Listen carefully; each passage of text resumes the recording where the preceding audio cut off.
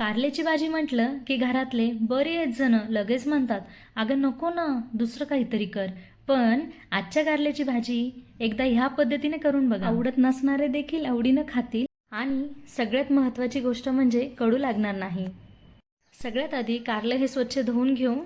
त्याला मधोमध चीर देऊन आतल्या बिया काढू शकता.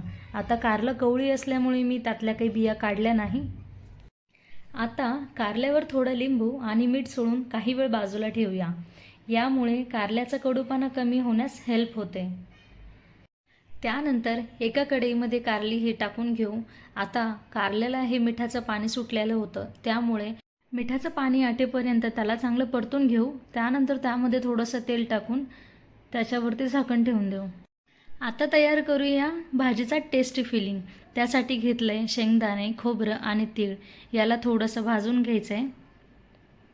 थोडंसं लालसर भाजल्याच्या नंतर त्याला थंड करायला ठेवू आणि त्यामध्ये धने पावडर, गोडा मसाला, लाल तिखट, हळद, थोडं जिरं आणि चवीनुसार मीठ टाकून घेऊ आणि मिक्सरमध्ये फिरवून घेऊ.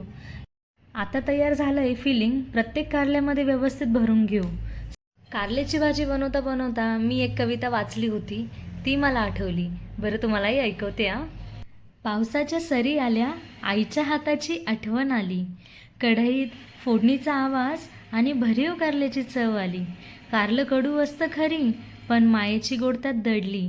कारलं कडू असतं खरी, पण मायेची गोड त्यात दडली. ज्वारीची भाकर सोबत पोटही भरलं आणि मनही. बरं, तुमच्या घरी पण असे कलाकार आहेत का की जे म्हणतात दुसरं काहीतरी कर? टॅग करा त्यांना आणि सांगा, उद्या कारलंच करणार. रेसिपी आवडली असेल तर सबस्क्राईब करायला विसरू नका.